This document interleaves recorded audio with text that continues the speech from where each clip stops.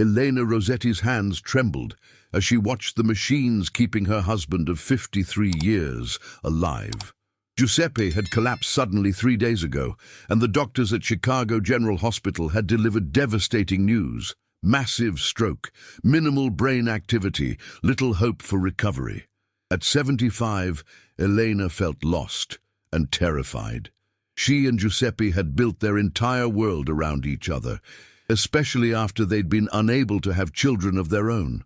Their only family was Alessandro, the baby they'd found on their doorstep 32 years ago and raised as their own son. But Alessandro had disappeared from their lives 5 years earlier, after a terrible argument about his business activities that Giuseppe could never understand or accept. Elena hadn't seen or heard from their adopted son since, despite her desperate attempts to reach him. Now, as she sat beside Giuseppe's hospital bed, Elena whispered the same prayer she'd been repeating for days. "Please, God, bring Alessandro home. Let him say goodbye to his papa." What Elena didn't know was that Dr. Alessandro Rossetti, one of Chicago's most renowned neurosurgeons, was already in the building. And what she definitely didn't know was that her adopted son had become the most powerful crime boss in the city. To witness this incredible story of family secrets and shocking revelations, make sure to subscribe and hit the notification bell. Share in the comments where you're watching from as we work together toward our goal of 1,000 subscribers. 32 years earlier, Elena and Giuseppe Rossetti had been married for 21 years and had long ago accepted that children weren't in their future. Giuseppe worked as a carpenter, building custom furniture for wealthy Chicago families, while Elena taught elementary school in their working-class Italian neighborhood. They were content with their quiet life, their small house, and their deep love for each other. That changed on a snowy December morning when Elena opened their front door to find a basket containing a baby boy, no more than a few weeks old. Tucked beneath the infant's blanket was a note written in shaky handwriting. "Please take care of Alessandro. I can't give him the life he deserves, but I can see that you will love him. Che Giuseppe," Elena had called, her voice filled with wonder and fear. "Come quickly." Giuseppe had rushed to the door, expecting to find a package or perhaps a neighbor in need. Instead, he found his wife cradling a beautiful dark-haired baby who was looking up at her with intelligent brown eyes. "Madonna mia," Giuseppe whispered in Italian. "Where did he come from?" "Someone left him," Elena said, tears streaming down her face. "Someone left him for us." They'd called the police, of course, and social services, but no one ever came forward to claim the baby, and after months of paperwork and home visits, Alessandro officially became their son. Elena often said it was a miracle. After years of trying to conceive, God had literally delivered a child to their doorstep. Alessandro had been an extraordinary child from the beginning. He was brilliant, absorbing knowledge like a sponge and displaying an intuitive understanding of people and situations that amazed his teachers. He excelled in school, learned to speak fluent Italian from Giuseppe, and showed an early aptitude for both academics and leadership. But as Alessandro grew older, Elena began to notice other qualities that sometimes worried her. He was fiercely protective of his family and friends, but he could be ruthless toward anyone who threatened them. He had a natural ability to command respect and loyalty from his peers, and he seemed to understand the dynamics of power in ways that seemed beyond his years. "But that boy is going to be somebody important," Giuseppe would often say with pride. "A doctor, lawyer, maybe even governor someday." Giuseppe had been more right than he knew. Alessandro had indeed become a doctor, one of the most skilled neurosurgeons in Chicago, but he'd also become something else entirely, the head of the Rossetti crime family, one of the most powerful organizations in the Midwest. The transformation had begun in medical school, when Alessandro discovered that his natural leadership abilities and strategic mind made him invaluable to certain business interests. What started as small favors using his medical knowledge to help injured associates, providing alibis for friends, gradually evolved into something much larger. By the time Alessandro completed his residency, he was running a sophisticated operation that controlled everything from construction contracts to pharmaceutical distribution. He'd built his empire on intelligence rather than violence, using his medical credentials as the perfect cover for his other activities. The irony wasn't lost on him. By day, he saved lives in the operating room. By night, he made decisions that could end them. But Alessandro had always been able to compartmentalize, to keep his two worlds separate and distinct, until 5 years ago, when those worlds had collided in the worst possible way. Giuseppe had discovered some of Alessandro's business dealings, nothing major, just enough to realize that his adopted son was involved in activities that went far beyond legitimate medicine. The confrontation had been devastating. "This isn't what your mama and I raised you to be," Giuseppe had said, his voice heavy with disappointment. "We gave you everything, every opportunity to be a good man, and this is how you repay us?" "Oh, Papa, you don't understand," Alessandro had tried to explain. "Everything I do to protect our family, to make sure you and Mama never want for anything." "Ugh, we don't want your dirty money," Giuseppe had shouted. "We want our son back. The boy who used to help me in the workshop, who wanted to heal people, who had such a good heart." "And I still have that heart," Alessandro had insisted. "I'm still that person." "No," Giuseppe had said sadly. "That person wouldn't associate with criminals and killers. That person wouldn't build his life on other people's suffering." The argument had escalated until Giuseppe delivered the words that still haunted Alessandro. "If you can't choose between this life and your family, then you've already made your choice. Don't come back until you're ready to be the son we raised you to be." Alessandro had left that night, his pride wounded and his heart broken. He told himself that Giuseppe would come around eventually, that time would heal the rift between them. But days had turned into weeks, weeks into months, and months into years. He'd continued to watch over his parents from a distance, making sure they were safe and financially secure without their knowledge. When Giuseppe's arthritis made carpentry difficult, Alessandro had anonymously arranged for him to receive a generous pension from a grateful former client. When Elena needed surgery for a heart condition, Alessandro had ensured she was treated by the best cardiac surgeon in the city, with all expenses mysteriously covered by insurance. But he'd never contacted them directly, too proud to admit that Giuseppe might have been right, too afraid of facing the disappointment in their eyes again. Now, as Dr. Alessandro Rossetti finished his rounds at Chicago General Hospital, he had no idea that his greatest challenge lay just 3 floors above him in the ICU. He didn't know that Giuseppe, the man who had taught him to work with his hands, who had shown him what it meant to be honorable and kind, was fighting for his life. Alessandro was reviewing surgical notes in his office when his assistant knocked on the door. "Dr. Rossetti, there's been an emergency admission to the ICU. Massive stroke, very complex case. Dr. Patterson is requesting a consultation. Patient details?" Alessandro asked, without looking up from his files. Giuseppe Rossetti, age 78. Brought in 3 days ago by his wife. She's been here around the clock, refusing to leave his side." Alessandro's pen slipped from his fingers, clattering to the floor. "What did you say the patient's name was?" "Giuseppe Rossetti. Do you know him? The last name is the same as yours." Alessandro's world tilted on its axis. Giuseppe, his papa, the man who had raised him, loved him, and ultimately rejected him.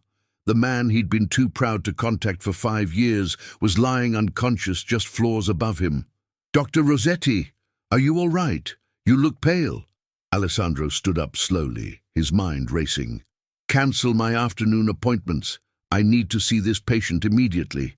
Should I tell Dr. Patterson you're coming?" "No," Alessandro said, his voice barely steady. "Don't tell anyone. I need to assess the situation first." As Alessandro made his way to the elevator, His hands were shaking. In 32 years, he'd never felt as terrified as he did at this moment. He was about to face the two people he loved most in the world, the people he'd protected from a distance but abandoned in person, and he had no idea if they would even want to see him. Alessandro stood outside the ICU for 10 minutes, gathering the courage to enter. Through the glass doors, he could see Elena sitting beside a hospital bed, her grey hair pulled back in a simple bun, her small frame dwarfed by the medical equipment surrounding her. She looked so much older than he remembered, so fragile and tired. The guilt hit him like a physical blow. While he'd been building his empire and performing surgeries, his parents had been aging without him, facing their struggles alone. Taking a deep breath, Alessandro pushed through the doors and approached the nurse's station. "I'm Dr. Rossetti," he said quietly to the charge nurse. "I'm here to consult on Giuseppe Rossetti's case." The nurse looked up with relief. "Thank goodness. Dr. Patterson has been hoping for a neurosurgery consultation. The patient's condition is quite complex. I'd like to review his chart first, then examine the patient." As Alessandro studied Giuseppe's medical records, his heart sank. The stroke had been massive, affecting multiple areas of the brain. The initial scans showed significant damage, and Giuseppe had been unresponsive since admission. The prognosis was grim. But Alessandro had seen cases like this before. There were experimental procedures, cutting-edge treatments that most doctors wouldn't consider. If anyone could save Giuseppe, it would be him. "Dr. Rossetti?" The nurse approached quietly. "The patient's wife has been asking if there are any specialists who might be able to help. She's quite desperate." Alessandro looked toward Giuseppe's room, where Elena was holding her husband's hand and speaking to him in soft Italian. The sight nearly broke his heart. "I'll speak with her," Alessandro said. As he approached the room, Elena looked up, and Alessandro saw the exact moment recognition dawned in her eyes. Her face went through a series of emotions: shock, disbelief, hope, and then overwhelming joy. "Alessandro," she whispered, rising from her chair on unsteady legs. "My boy, is it really you?" "Mama," Alessandro said, his voice breaking as Elena threw her arms around him. "I prayed for you to come." Elena sobbed against his chest. "I prayed, and here you are, my miracle boy." Alessandro held his mother tightly, breathing in the familiar scent of her lavender soap, feeling the weight of 5 years of separation melting away. "How is he?" Alessandro asked, looking at Giuseppe's still form in the hospital bed. "The doctors say," Elena's voice broke, "they say there's not much hope, but I know he can hear me. I know he's fighting." Alessandro moved to Giuseppe's bedside, his trained eye taking in every detail of his father's condition. Giuseppe looked peaceful but terribly frail, his strong carpenter's hands lying motionless on the white sheets. "Papa," Alessandro said softly, taking Giuseppe's hand. "I'm here. I'm sorry it took me so long."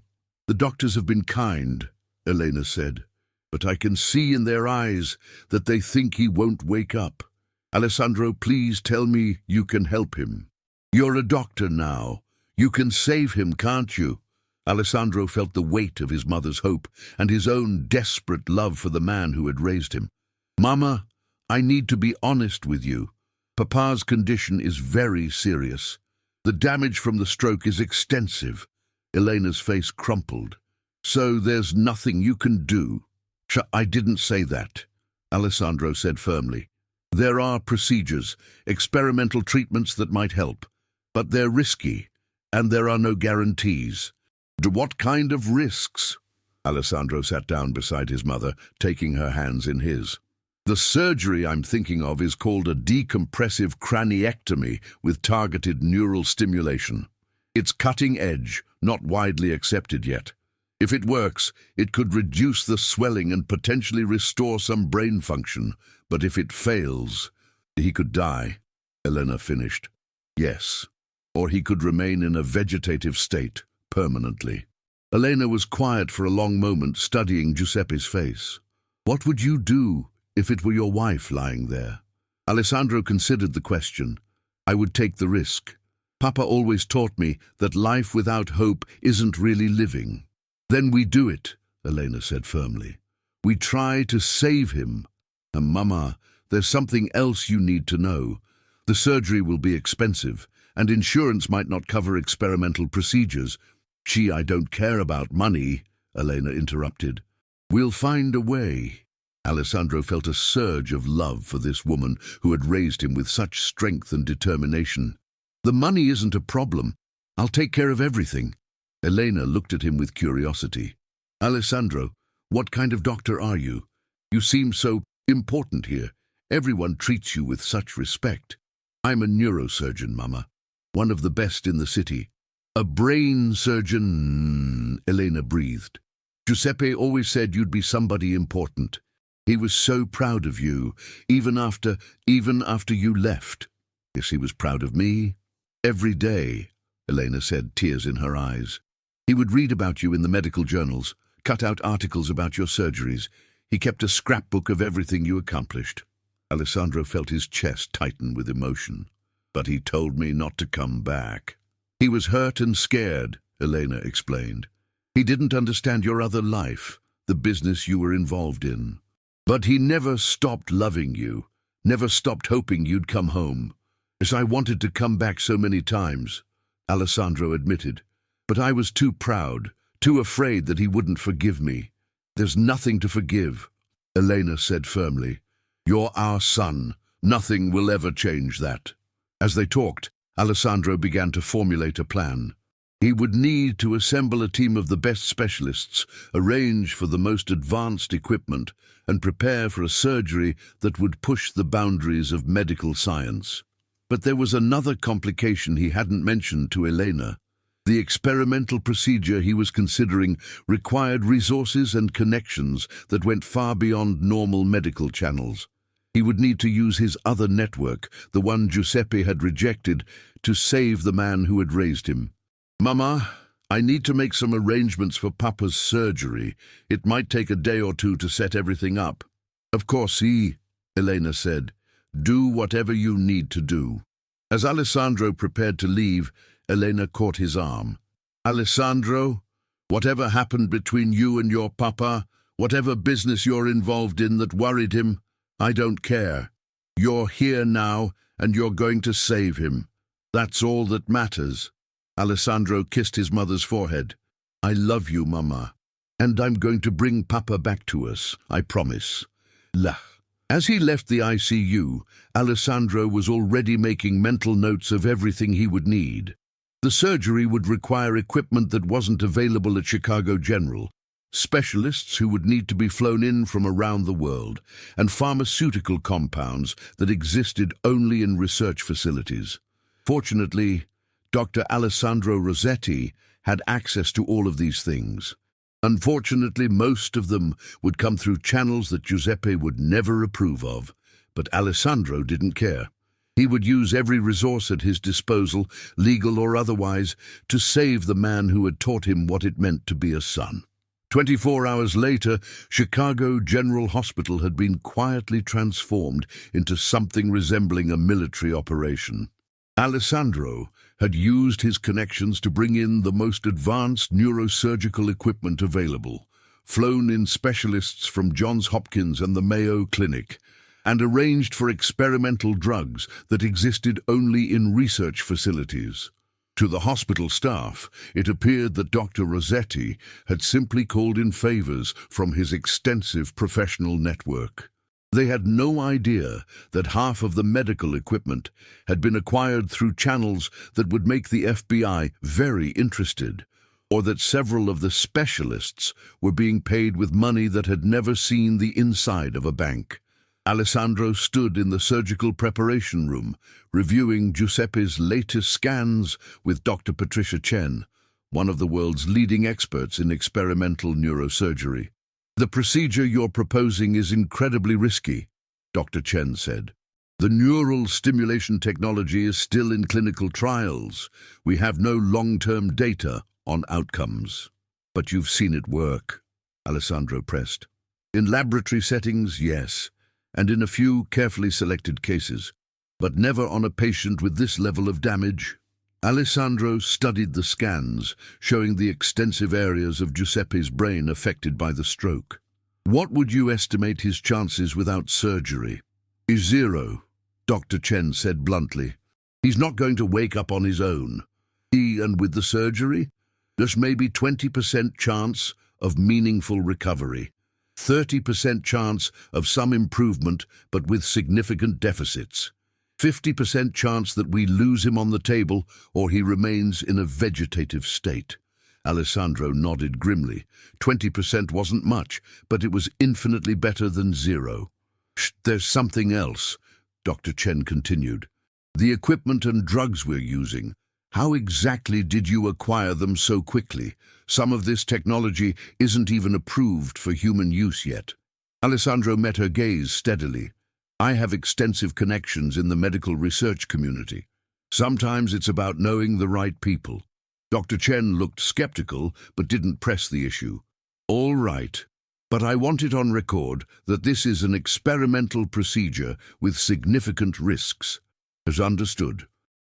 As Alessandro prepared for surgery, he received a text from Marco Santini, his second-in-command. Boss, we've got a problem. The Torino family is making moves on our territory while you're distracted. They think you're weak right now. Alessandro typed back quickly. Handle it. Do whatever is necessary, but keep it quiet. I can't be involved for the next 48 hours. B. And what if they escalate? Then make sure they understand that my temporary absence doesn't mean I'm vulnerable. Use the Chicago contacts if you need to send a message. Alessandro put his phone away, compartmentalizing his two worlds as he'd learned to do years ago. For the next several hours, he wasn't the head of a crime family. He was simply a son trying to save his father.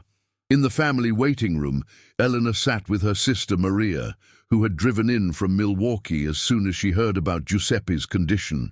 I still can't believe Alessandro is here, Maria said. After all these years of silence, he just appears like an angel. He was always meant to be a healer, Elena replied. Even as a little boy, he would bandage his stuffed animals and pretend to make them better. Giuseppe used to say Alessandro had magic hands. And now he's one of the most famous surgeons in Chicago, Maria added. Giuseppe must be so proud. Elena's expression grew troubled. There's something else about Alessandro, something I don't understand. The way people here treat him, it's not just respect for a doctor, it's almost like fear. What do you mean? When he made arrangements for Giuseppe's surgery, people jumped to help him in ways that seemed unusual. And some of the equipment that arrived, I heard one of the nurses say she'd never seen anything like it outside of research facilities. Maria frowned. You think Alessandro is involved in something questionable? I don't know what to think, Elena admitted. But Giuseppe was worried about Alessandro's business activities before their fight. Maybe there was more to it than I realized. Their conversation was interrupted by Dr. Patterson, who approached with a concerned expression. Mrs. Rossetti, I wanted to update you on your husband's surgery. Dr. Rossetti has assembled an incredible team, and they're using some of the most advanced techniques available. But I have to be honest, this is uncharted territory. Is Alessandro in trouble for trying something so experimental? Elena asked. Not trouble exactly, but there will be questions about how he obtained some of the equipment and medications being used. The hospital administration is curious about his connections. Elena felt a chill of worry. What kind of questions? Nothing for you to worry about, Dr. Patterson assured her. Your son is brilliant, and he's doing everything possible to save your husband. That's what matters. But Elena could see the concern in the doctor's eyes, and she began to wonder what price Alessandro might be paying to save Giuseppe. In the operating room, Alessandro worked with intense focus, his hands steady as he performed the delicate procedure to relieve pressure on Giuseppe's brain. The neural stimulation device, a prototype that had cost him a favor he'd rather not think about, was positioned precisely to target the damaged areas. Heart rate is stable, announced the anesthesiologist. Neural activity is showing some response to stimulation, reported Dr. Chen, monitoring the experimental equipment. Alessandro continued the meticulous work of repairing what could be repaired and stimulating what might be recoverable. This was the most important surgery of his career, and he was using every skill he'd developed, every connection he'd made, and every resource at his disposal. "Your doctor." "Rossetti, Jum," one of the nurses said quietly, "because there are some men in suits asking to speak with you. They say it's urgent." Alessandro's jaw tightened. His two worlds were colliding at the worst possible moment. "Tell them I'm unavailable." "Ah," he said without looking up from the surgical site. "They said to tell you it's about the Torino situation. They said you'd understand." Alessandro felt the weight of his dual existence pressing down on him. Outside this operating room, a war might be starting that could destroy everything he'd built. But inside this room, he was fighting for the life of the man who had taught him what love and family meant. "Dr. Rossetti?" Dr. Chen asked. "Is everything all right?" Alessandro looked down at Giuseppe's peaceful face, remembering the man who had found him as an abandoned baby and raised him with such love and hope. "Everything's fine," Alessandro said firmly. "Nothing else matters right now except saving my father." As he continued the surgery, Alessandro made a silent promise to Giuseppe. Whatever the cost, whatever the consequences, he would use every resource of both his worlds to bring his father home. Even if it meant revealing secrets that could destroy the life he'd built. The surgery lasted 8 hours. When Alessandro finally emerged from the operating room, he was exhausted but cautiously optimistic. Giuseppe had survived the procedure, and early indicators suggested that the neural stimulation was having some positive effects. "How is he?"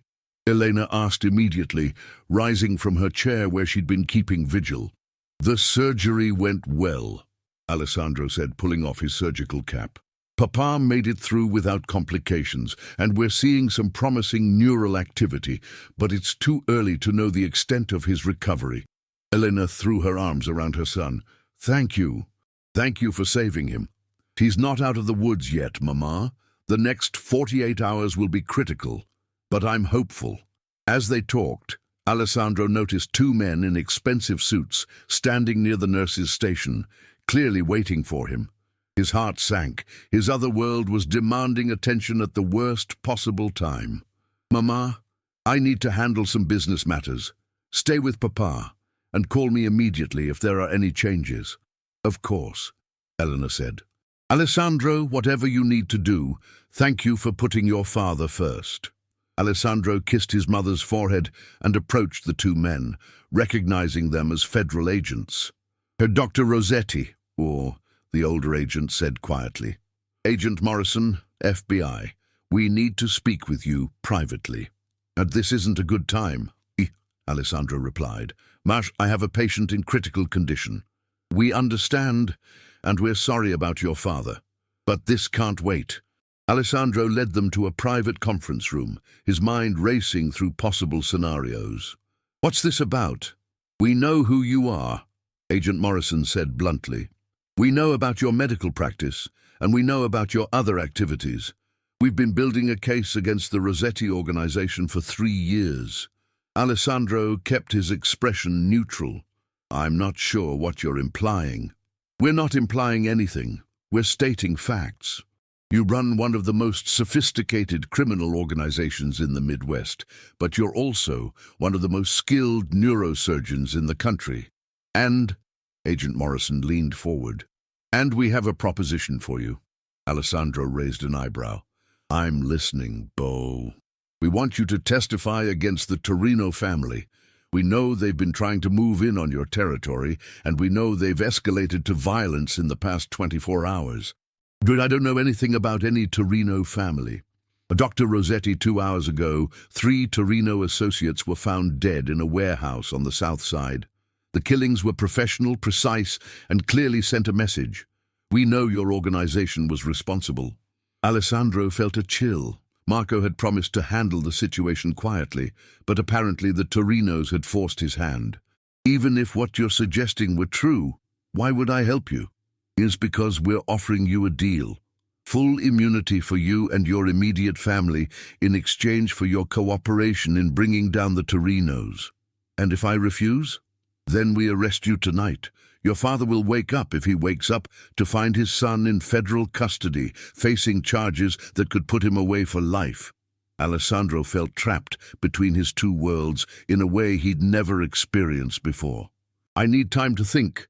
You have until tomorrow morning. But Dr. Rossetti, consider this.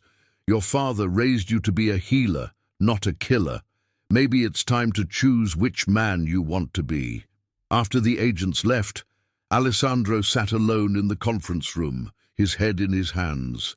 Everything he'd built, everything he'd worked for, was crumbling around him. But worse than that, he was facing the possibility that Giuseppe might wake up only to discover that his son had become exactly what he'd feared. A knock on the door interrupted his thoughts. Elena entered, looking worried. Alessandro, who were those men? They looked like police. Alessandro stood up, knowing he couldn't lie to his mother anymore. Mama, sit down. There are things about my life that you need to know. Over the next hour, Alessandro told Elena everything. About how his medical career had been built alongside a criminal empire, about how he'd used his position as a doctor to launder money and provide cover for illegal activities, about how his organization controlled significant portions of Chicago's underground economy. Elena listened in silence, her face growing paler with each revelation. So Giuseppe was right, she said finally. You did become involved with criminals. Yes, Alessandro admitted. But Mama, everything I did was to protect our family, to make sure you and Papa never wanted for anything. No, we never wanted anything except for you to be safe and happy, Elena said sadly. We would rather have lived in poverty than have you risk your soul for money. I know that now, Alessandro said. But I was young and proud, and I thought I could control both worlds. And now? Now the FBI wants me to betray my associates in exchange for immunity. If I don't cooperate, I'll be arrested, and Papa will wake up to find his son in prison. Eleanor was quiet for a long moment. What does your heart tell you to do? And my heart tells me that Papa was right 5 years ago, that I should have chosen family over everything else. Then choose family now, Elena said firmly. Choose to be the man we raised you to be. It's not that simple, Mama. If I cooperate with the FBI, I'll be putting other people at risk. People who trusted me, who followed me. And if you don't cooperate, then I lose everything anyway, and Papa wakes up to discover that his son is exactly what he feared. A criminal who chose power over principles. Elena took Alessandro's hands in hers. My son, you've spent your whole life trying to be two different people. Maybe it's time to decide which one is real. That night, as Alessandro sat beside Giuseppe's hospital bed, he watched his father's peaceful face and remembered the man who had taught him to work with his hands, to treat others with respect, to always choose what was right over what was easy. Giuseppe's eyes suddenly fluttered open. Papa, Alessandro whispered. Giuseppe's gaze focused slowly on Alessandro's face. My son, he said weakly, you came home. Yes, Papa, I'm here. I'm sorry, Giuseppe said, his voice barely audible. I should never have sent you away. I was afraid of losing you to that world. But you were right to be afraid, Alessandro admitted. I did lose myself for a while. But you're here now, Giuseppe said, squeezing Alessandro's hand with surprising strength. You saved me.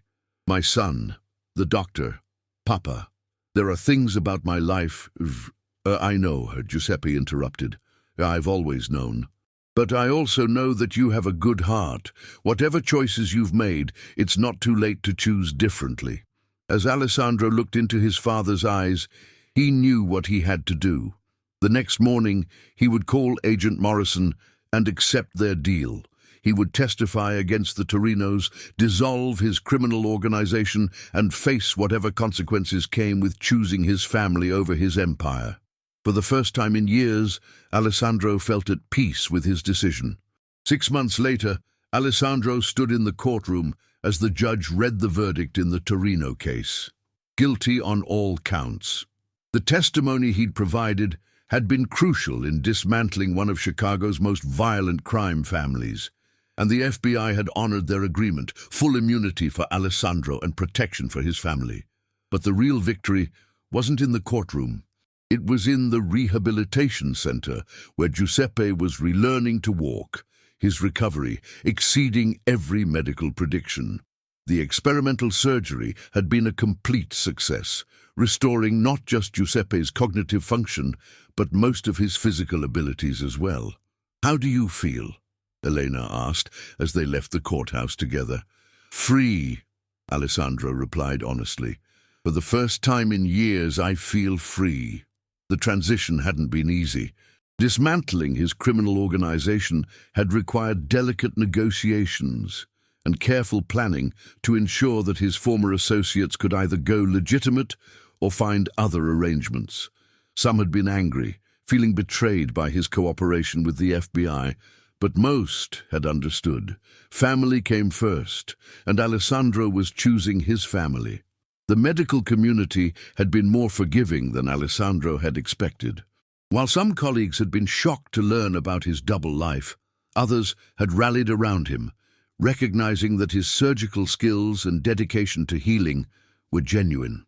The experimental procedure he'd performed on Giuseppe had attracted international attention, leading to new research opportunities and funding for similar treatments. "Dr. Rossetti," came a voice from behind them as they walked down the courthouse steps. Alessandro turned to see Dr. Patricia Chen approaching with a warm smile. "Patricia, what are you doing here?" "I wanted to congratulate you on the verdict, but more importantly, I wanted to discuss something with you." "What's that?" "The Rossetti Foundation for Neurological Research. The board approved it yesterday. We want to fund research into the techniques you developed for your father's surgery. There are thousands of stroke victims who could benefit from this technology." Alessandro felt a surge of pride and purpose. "That's incredible news. Sure, there's more," and Dr. Chen continued. "We'd like you to head the foundation. Your unique experience with experimental procedures and your, shall we say, creative problem-solving abilities make you perfect for the role." Elena squeezed Alessandro's arm. "As a foundation to help people like Papa, it's perfect. Ease. I'd be honored," Alessandro said. As they drove to the rehabilitation center, Alessandro reflected on how much his life had changed. The Rossetti crime family no longer existed, but the Rossetti family was stronger than ever. Giuseppe's recovery had been miraculous, and his pride in Alessandro's choice to leave his criminal life behind was evident every day. "Papa's going to be so excited about the foundation," Elena said. "He's been telling everyone about how his son, the doctor, saved his life." "He saved my life too," Alessandro replied, "by giving me the chance to choose who I really wanted to be." At the rehabilitation center, they found Giuseppe in the physical therapy room, working with determination to regain his full strength. At 78, he was an inspiration to the younger patients, proving that recovery was possible at any age. "Alessandro," Giuseppe called out when he saw them. "Come, help me with these exercises. Your mama thinks I'm pushing too hard, but I want to be strong enough to dance at your wedding." Alessandro laughed. "Papa, I'm not even dating anyone." "That's because you've been too busy with courts and criminals," Giuseppe said with a grin. "Now that you're a respectable doctor again, we need to find you a nice girl." "Oh, Giuseppe, leave the boy alone," Elena scolded, but she was smiling. As Alessandro helped his father with his exercises, Giuseppe spoke quietly. "I'm proud of you, son. I know it wasn't easy to give up everything you'd built." I didn't give up everything, Papa. I gave up the things that didn't matter to keep the things that did. And what matters most? Our family," Alessandro said without hesitation. "Love. The chance to heal people instead of hurting them. The opportunity to make you and Mama proud." Giuseppe's eyes filled with tears. "You've always made us proud, even when I was too scared and stubborn to see it." That evening, the family gathered for dinner at Elena and Giuseppe's house, the same house where Alessandro had been left as a baby 32 years earlier. Elena had prepared Giuseppe's favorite meal, and the conversation was filled with laughter and plans for the future. "Tell me about this foundation," Giuseppe said as they shared dessert. Alessandro explained the research goals, the potential to help stroke victims around the world, and his role in leading the organization. "So you'll be using your medical skills to help people and your other skills to navigate the business side?" Giuseppe asked with a knowing smile. "Something like that," Alessandro replied. "Turns out that understanding complex organizations and managing difficult personalities is useful in legitimate business too. And the money for this foundation, where does it come from?" Alessandro had been dreading this question. "Some of it comes from my medical practice, some from investors who believe in the research, and some—" he paused. "Some comes from assets I liquidated when I left my other life behind." Giuseppe nodded slowly. "So you're using money from your past to build something good for the future?" "Yes, Papa. Is that wrong?" "No, son. That's redemption." As the evening wound down, Alessandro stood on the front porch where he'd been found as an infant, looking out at the neighborhood that had shaped him. Elena joined him, wrapping a shawl around her shoulders against the cool evening air. "Do you ever wonder about your birth parents?" she asked. "Sometimes," Alessandro admitted, "but not the way you might think. I don't wonder who they were or why they left me. I wonder if they somehow knew that you and Papa would find me, that I'd end up exactly where I belonged. If maybe they did," Elena said softly. "Maybe they knew that love is stronger than blood, that family is about choice as much as genetics. And I chose wrong for a while, Alessandro said. "But you chose right when it mattered most," Elena replied. "You chose to save your father. You chose to save yourself. You chose family." As they stood together in the place where his story had begun, Alessandro felt the weight of his past lifting away. He was no longer Dr. Alessandro Rossetti, crime boss. He was simply Alessandro Rossetti, son, doctor, and soon-to-be founder of an organization that would help heal others the way his family had healed him. "Mama," he said quietly, "thank you for never giving up on me." "Thank you for coming home," Elena replied, taking his hand. "Thank you for choosing to be the man we always knew you could be." 5 years later, Dr. Alessandro Rossetti stood before a packed auditorium at the International Conference on Neurological Recovery, presenting the latest research from the Rossetti Foundation. The experimental procedures he'd pioneered had helped thousands of stroke victims worldwide, and the foundation had become a leading center for innovative neurological treatments. In the front row sat Giuseppe and Elena, both beaming with pride. Giuseppe, now 83, had not only made a full recovery, but had become a volunteer at the foundation, sharing his story with other patients and their families. "The most important lesson I have learned," Alessandro told the audience, "is that healing isn't just about medical procedures. It's about love, family, and the courage to choose redemption over revenge, hope over despair." After his presentation, Alessandro was approached by a young woman carrying a baby. "Dr. Rossetti," she said nervously, "I wanted to thank you. Your procedure saved my husband's life after his stroke. We named our son Alessandro in your honor."